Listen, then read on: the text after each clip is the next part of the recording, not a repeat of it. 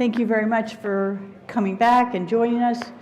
I believe that it's easy to get discouraged in emergency medicine. I think there's lots of pressures on us. And so I like to share the great stories, the turnarounds, the sort of rocky moments in emergency medicine. And so I would like to share with you some stories of some emergency departments that have really rocked it, turned themselves around, had some great success. Rather than tinkering with your ER, I would like you to consider this. Do you need to be big, be bold, and completely reinvent your department? There's a very good chance that you have grown, your volume's grown, and most of us, we just improvise as we go along, right? And then somebody from the outside comes in and says, why are you doing that? And it was sort of insidious. Your volume grew, you put a Band-Aid on and came up with a new process or the use of a new space, and it may not make sense. So I want you to think big, I want you to think bold, I want you to think about a change package.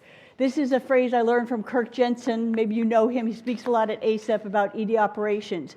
And a change package is a bunch of change strategies that are complementary and re-engineer the department. And I want to tell you that I no longer do little tinkering. I believe in the change package, blow it up, let's start over. And periodically from time to time, you will need to do that with your department. I got 4 success stories that I'm going to tell you, and I'm just going to get on with it. So my first success story, and by the way, I like to see people have a slogan, a name for the project. So the University of Texas in San Antonio, is Steve Moore here? There he is in the back. We've got some folks here from UT San Antonio. They decided to call their project Power Up. And that was kind of their slogan, and you can imagine the images and the posters and all that kind of stuff. They decided that in spite of boarding, which was bringing them to their knees, that they were going to try to fix what they could fix in their ER. By the way, how many of you are struggling with boarding? Admitted patients not going upstairs. Okay, that's quite a few of you. It's painful, right? They have a 100-bed ER. Very big real estate. Sometimes too big is not better, my friends, because now it's possible for patients to just languish in beds. They have a 20-bed trauma bay. Trauma does not always play nice in the sandbox with the ER. Anybody have a situation like that where trauma has their turf? For instance, they have a 20-bed trauma bay, and sometimes the patients were hanging from the chandeliers in the ER, and they could be playing cards in the trauma bay. And they would not share. Things have changed. By the way, one thing leads to another with improvement. That's a great thing. So they see at least 180 patients a day. They had an admission rate of 21%. But boarding really had broken morale, I believe. And I'm not going to give you as much detail because guess what? I've got Steve and some folks from UT San Antonio at the bonus breakfast tomorrow will tell you in detail how they did it. So I'm just going to gloss over it a little bit. My first visit, there were 57 people in the waiting room. When we ran the board, some people had been waiting 21 hours. It was not uncommon for people to bring a sleeping bag when they came to the waiting room at this ER, okay? This is what they looked like the first quarter of 2018, and you can see that the metrics are not where you'd want them to be, whether you compare them to AAEM or EDBA. Steve's number is slightly different. It kind of depends when you start and stop the clock for the data that you're looking at. I want to show you fast track, more than 5 hours. Is that a fast track, my friends? And you can just see that they were really stymied. The 800 minutes for length of stay for admitted patients shows you the boarding problem. And oh, by the way, the walkaways, you saw that, 16%. So this was their change package. It involved a bunch of complementary changes. They completely changed the way they were going to flow patients through their department. They got strict about what went to the fast track and made it really fast. They developed a true mid-track. They really made some nice changes. And by the way, if you're seeing more than 60,000 visits, you might want to think about a patient flow coordinator if you don't have one already. This is a nurse that's just strictly dedicated to flow and identifying barriers to flow and so forth. And some of you need a front flow and a back flow. Front flow to bring patients into the department, back flow to tend to them getting out of the department. This is not a wasted FTE, my friends. It's really critical. So this was what their flow model, hold on. Yeah, this is what their flow model looked like. They had a physician, after they re-engineered it, put a physician in triage. Many of you will be able to apply this flow model to your place. 1s and 2s are going to go straight back to beds. 4s and 5s going straight back to a very small fast track with just fast track patients. Then the big trouble is those ESI 3s, right? Aren't you struggling with them? Do they need a bed? Can they sit in a chair? Where are they going to go? Will they be admitted? Those 3s are the great unknown, aren't they, in emergency medicine anymore? So now they had the physician seeing early and deciding where that patient would go. Just for yourselves, I want you to think about dividing your ER into major care space, which is traditional emergency medicine in beds, and minor care space where you're dedicating space and people and so forth to those less acute patients. You can call it whatever you want. We've had one client call it prime care because they didn't like major care. You can call it whatever you want. It's this basically the British model of the sick patient need beds and then everybody else, and thinking about how you would open and close these areas, how you'd staff them and so forth. Oh, by the way, this is what the waiting room looked like shortly after they went live. Remember, we don't see no sleeping bags. That's great. And I'm just showing you before and after. This is really stunning, a stunning turnaround from where they were to where they are. Door to dock down to 28 minutes.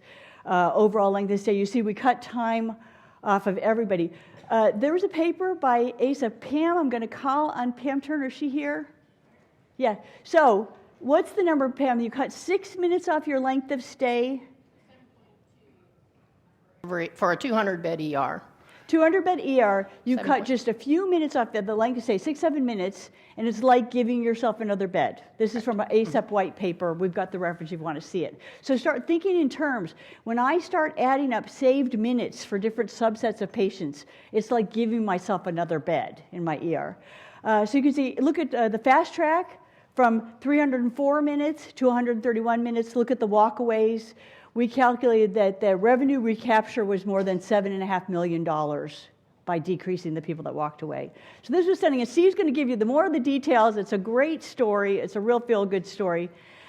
But there's more, and I'm going to circle back to this place in a couple of minutes because I want to talk to you about how this led to some inpatient work.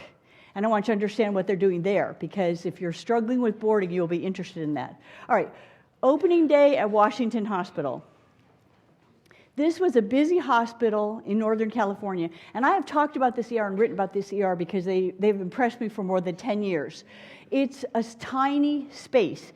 It's a very small footprint. Imagine seeing 150 patients a day in only 28 rooms, 7,600 square feet. That's tiny. Some of y'all have houses bigger than that, okay? That's their ER.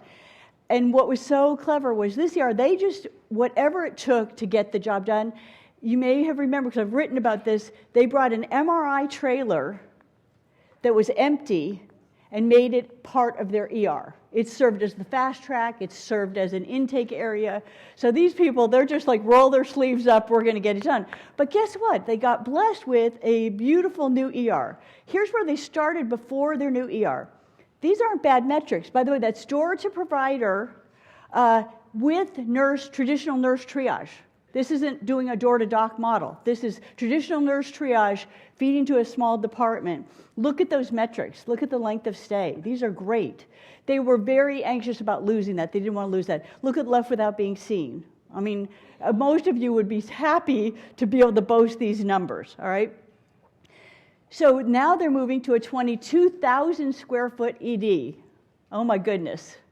Now, but I want you to think about it. Communication is going to be a completely different challenge. In their old ER, everybody could see everybody and yell or wave their arms, and that was good enough for communication. Now they're going to need a plan for communication. So they started planning this move 1 year in advance. Anybody going into a new ER in the next year? Anybody? Have you started? Yeah. So they started, they had a multidisciplinary transition team. So many of the frontline workers got involved in it, and they used data to design their model. By the way, a really clean, efficient move doesn't happen by accident. It does not happen by accident. And the trouble is, most of y'all will do it once in your life. So does anybody get very good at it? Probably not. They designed their flow model. They used data to say when they would open and close. They designed who would staff each area, what the roles and the standard work were. They had checklists like you wouldn't believe. They came up with a plan. They actually planned how they would communicate, different types of communication in the ER. And they had an educational program that was stunning. They just were constantly educating the front lines in what the new ER would look like. They did tabletop exercises to practice it. Then they went into the empty building and did mock patients many days. This was such a very nice move that was very well orchestrated. And I'm going to show you how you're going to use data for your flow model. So one thing that's happening to everybody is your ESI breakdown is changing. Who's noticed this? Who's noticed you're bleeding the 4s and 5s, and now everybody's a 2? So that means the flow model that you designed may already be obsolete. And by the way, you can see here, this is from an ER where we fixed it in 2015. 2018 is a whole new game, okay? You now have this, you know you can get this, and if you haven't tried, go talk to your IT people. From your EMR and tracking system, you can get ESI arrivals, right, 5 levels, by day of the week and by hour of the day. We didn't have this before. You were lucky if you could get your arrival curve for your department for last year. Now you can get it by day of the week, by hour of the day. Yellow is ESI 3s. Do we need a mid-track? Oh yes, we need a mid-track. And when should it open? Probably by 9 a.m. So see how this data can inform you. This data will show you where you're going to open. You know what I'm finding, folks? I'm finding a lot of busy ERs that can no longer populate a fast track on the weekends. There just aren't enough 4s and 5s coming anymore. By the way, if you're seeing less than 1 patient an hour, 4s and 5s, you need something different. And so we're seeing some very clever inventions. How about a combined fast track, mid track, light kind of a thing? So you're seeing not just fast track, you're putting some other lower acuity patients, middle acuity patients in there. I want to show you this. Red is arrivals, black is census. The more efficient you are, the more those curves are right on top of each other, because the patients arrive and your census is going to fall and follow it very closely. This emergency department is not very efficient, and so notice the lag. They peak arrivals, the numbers disappeared somehow, peak arrivals around 11 o'clock. The census doesn't peak until like 8 or 9 at night because they have such long lengths of stay. So does that make sense to you? And by the way, the gray bar is the bed capacity, the rooms. What's going on here? They're over capacity on most of the day, my friends. So this is rough. Does it make sense to you guys? What you're looking at? Red. So you need arrivals to tell you when to staff, when to add staff, and when to open areas. You need census to pull back staff and close areas. Does that make sense? One of the biggest mistakes I see, we do not staff up to arrivals, and we staff down too early to census. All of a sudden, you send everybody home and the department's still full. Is that true? Don't you see that? So that's how I want you to use this information, which you have. For Washington Hospital, this was their old ER. It was kind of like a big, anybody could be seen anywhere. They had a couple beds that they dedicated to fast track. No dedicated provider to the fast track. That was their old little ER. You saw the data. It worked for them. This is what they're doing now. They are sending 1s and 2s to their main ED, which has 2 zones, plus behavioral health, plus a resuscitation area. That everybody else goes through physician and triage. And this is kind of a new variation on fast track. I'm dubbing it a rapid treatment unit. It's for patients that don't need to go back to a bed and can be managed from one part of the ER. Particularly good for pediatric ED flow. Any pediatric EDs here? Yeah, this is a great flow model. If you have a lot of lower and middle, light, middle acuity, and lower acuity patients, this is a good model for you. You just process them from your RTU, have some waiting spaces, and never send them back to a bed.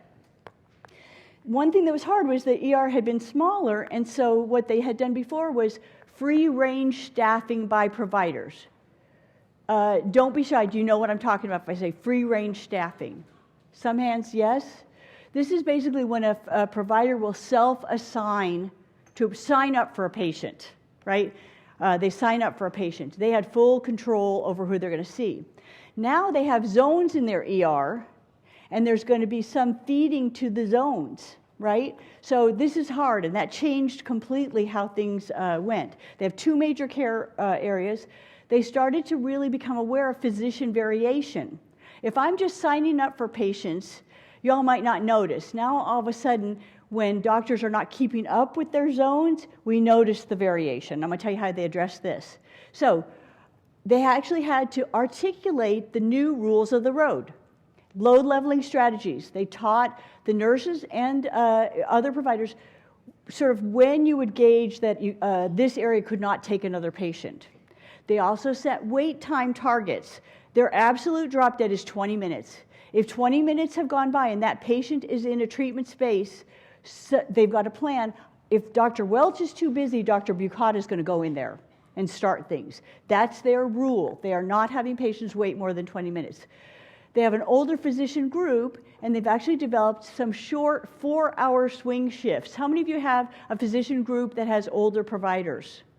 This is a very popular thing, these 4-hour short shifts, swing shifts, for when the department is getting over capacity. I want you to think about, would that be something that would work for you?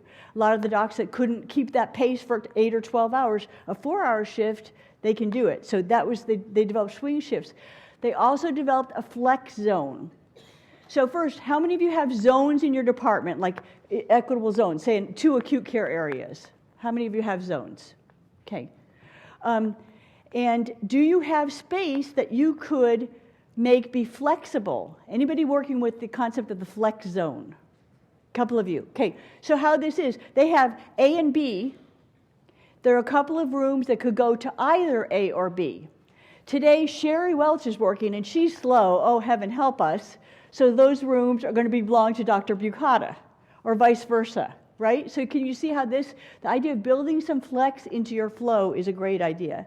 In any case, look at this, you guys. This is stunning. This is the first month open, new building, completely new flow model, completely new processes. Door to provider from 27 minutes to 9 minutes. How many of you would just love to go home and get to report that, right? Look at overall, everything improved and left without being seen, 0.5%. Oh, my friends.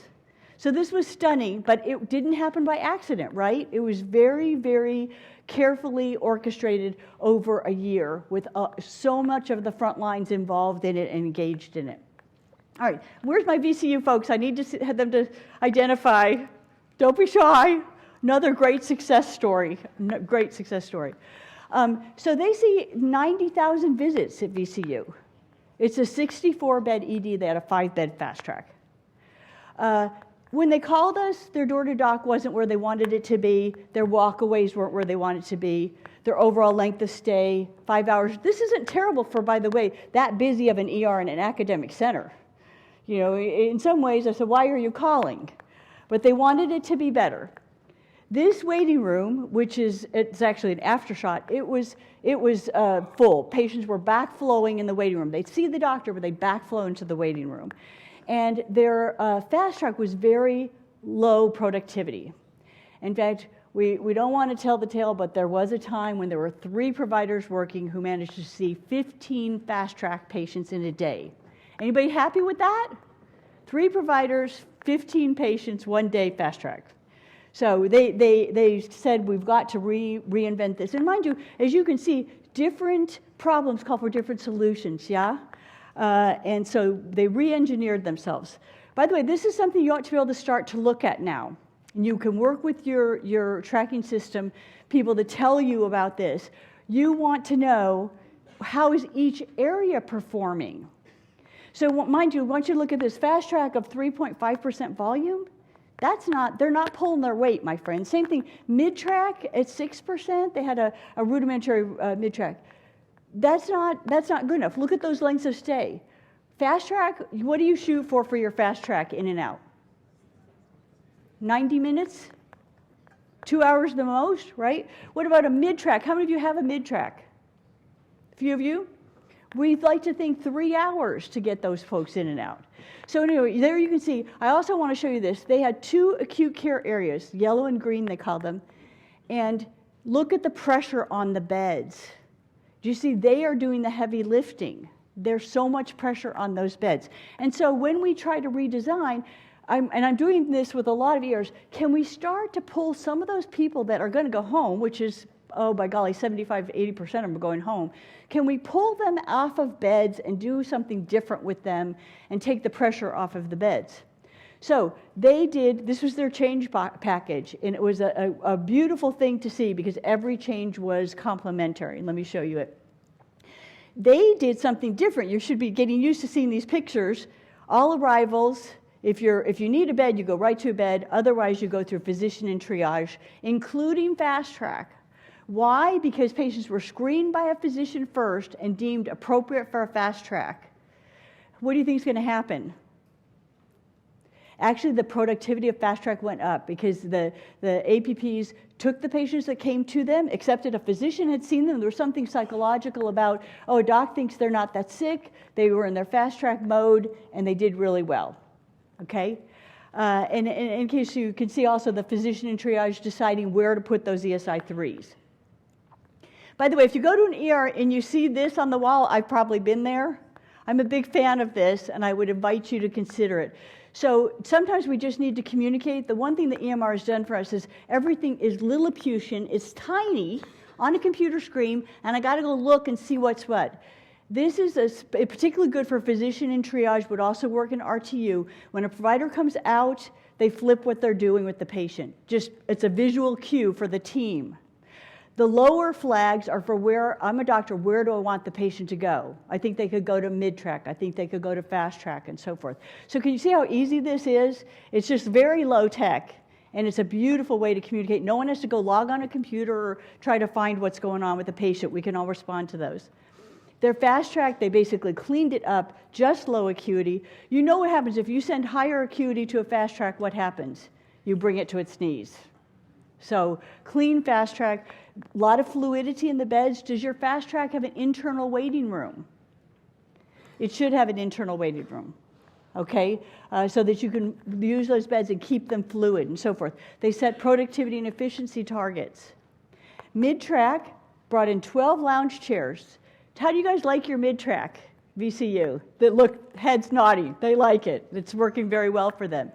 A mid-track also needs at least one procedure room, so if you have to lay somebody down, you can do that and then put them back in their lounge chair, by the way. So they cleaned it up, standard work, productivity and efficiency targets and so forth. They also had an internal waiting room. And I want to show you that, first of all, the volumes went up. Look at how much more weight is being pulled by fast track and mid-track. Look how the yellow and green acute care beds have been lightened up a little bit. Right? Some of the volumes going somewhere else. And then you can see all of the lengths of stay improved. So this was stunning, and do I dare tell you this? They want to do more. They want to do more. They want to make it even better. What else can we improve? So the journey's never over, my friends, never over. Okay, I told you about Power Up, and I've got, am I right, I've got 6 minutes and 50 seconds, yeah? Okay. University Hospital, ED fixed itself. Went to the hospital and said, what are you going to do about boarding? You know, they have 9,000 hours of boarding a month. What are you going to do to help us? And now they have the hospital's attention because they had shown so much improvement themselves. So, oh, by the way, this is called, oh, shoot, I'm trying to go back. Sorry. Power Through. So it was Power Up was the ER. Power Through is inpatient. I've been tongue-in-cheek. I said, if they do the OR, let's have Power In. Power In, right? Am I on to something here? Anyway, that's their slogan and their name. A couple things to know about the inpatient world. These are the things that keep them up in the morning. Length of stay, and as you know, it's disease specific.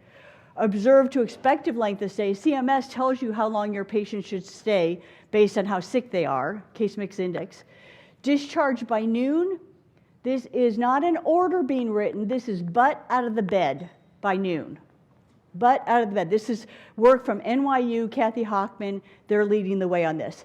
And then the inpatient side, they are always worried about readmission rates. There's a disequilibrium in most hospitals right now. Almost every day of the week, usually you get a break on Friday and Saturday, there's more admissions than discharges. We don't break even till the weekend. By hour, can you see people keep getting admitted after midnight? You know because you're admitting them from the ER. but the white is the discharges. We don't get anybody out till later in the day. By the way, most hospitals, the peak discharge is late in the afternoon, sometimes in the evening. Do y'all see these people getting picked up and going home? Yeah, so you think of what that would mean if those beds were empty and you had access to them. This is a game changer. Also, when you talk to inpatient doctors, they'll always talk to you about the patients that have to be placed, the tough placements. Guess what? If you look at where do patients go from an inpatient bed, the majority go home or go home with home health. Can you see that the first two columns, 80% go home. They forget that because the oxygen gets sucked out of the room on the difficult placements. So this was their project. Discharge process, let's articulate it. Discharge communication, let's show that. By the way, if you have a problem with boarding, I make this challenge to you. Can you go to an inpatient unit and tell who's going home today, tomorrow, the next day? You probably can't. It's the biggest failure. No one knows when anyone's leaving, and so we don't get everything ready. Somebody stays because they don't have a ride home. Somebody stays because they don't have shoes. Somebody stays because they're waiting for a walker. And for most of you, at several $1,000s a day, think how many shoes we could buy with that, right? So this was their project, basically. They stepped up communication. Now if you go, there's whiteboards in every patient room, whiteboards around the department saying who's going home when. They have a teletracking as well. It's an electronic version of that. And they hold multiple huddles to talk about discharges. It's been well recognized that you can't improve discharges without some rounds dedicated to it. Not teaching rounds, not work rounds, and extra time during the day to huddle and say, okay, let's see, who's going home? Who can go tomorrow? Who's going Wednesday? Who's going, and so forth. So these flash rounds, which should take less than 20 minutes, are absolutely key to getting people out. Drum roll, please. Their discharge by noon, which was 8% at the start, is over 30% now. And they've not gone on diversion in the ER since December 18th. Wanted to show you this. The blue column is discharge by noon. The left side of the graph are those units that started earlier. We've been onboarding them slowly but surely. So I want you to see that 5 Sky, almost 40% discharge by noon. This is stunning. This is beds for you that you need. So here's what it's done for the ER. Median bed request to the bed is occupied, inpatient bed I'm talking. Bed request, patients got their butt in the bed upstairs. I want you to see the left curves are 2018, the right are 2019. Can you see what that's doing? It's stunning. And it really, really works, by the way, my friends. And they were able to do this because the ER fixed what it could fix and then turned to the hospital and said, come on, can you help us with this boarding issue? So this really does work. I mean, you cannot argue with these graphs of how much more efficient it is to get patients up from the ED. Why? Because they're getting them out upstairs. Because all of you are at capacity, right? Who remembers the days when you come to work and you'd be talking and you'd be at 79% capacity? Anybody remember that? 79% of your beds were full and you think, well, it's going to be a good day. No one has that, right? Many of you are at over 100% capacity many days. So anyway, my lesson is just do it. All of these things are fixable. With the right energy and right people, you can do this and have some success of your own.